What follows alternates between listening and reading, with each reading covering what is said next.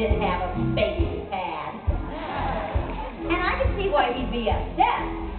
But when he tried to sell my baby, that was the last straw. Now, I do love the man, but I am never taking him back. Or will I? He had it coming. He had it coming. He only had himself to blame. If you'd have loved him the way she loved him, I bet you would have done the same. Tess met Jared about 2 years ago, and they hit it off really well. You know, Tess had a wild side, and she liked to take things that may not belong to her. So one day, she decided to play a little joke. While Jared was blissfully sleeping, she left a few things in his hotel room, like wallets, watches, things that may not have belonged to him. And then, like any good citizen, she notified the front desk. How was she supposed to know that he was going to spend the next 2 years in jail? And I don't know why he is blaming me. It was Tess's fault.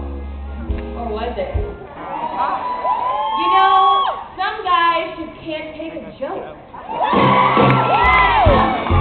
He had it coming, so he was set up for a crime. Oh yes, she used him, and she abused him. Now he wants payback for serving time. Adam, Jared, Brittany, Brittany. He had it coming. So here I am in homeroom on my first day of high school, minding my own business, when in walks Brittany Jennings. Now she already hates me. She spent the whole year torturing me and even trying to steal my boyfriend. Cool kid ended up going to the prom with Brittany. But at the end of the night, she kissed me. It's war, she said. She was crazy and she kept screaming, it's war, it's war. You know, if Brittany was still in town, I would slap her. I would slap her 10 times. If you'd have been there, if you'd have seen it, I bet you would have done the same.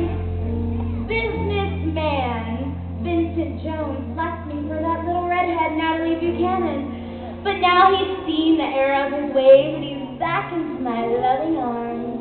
Now we all know he can be a bit shady at times and have those wandering eyes.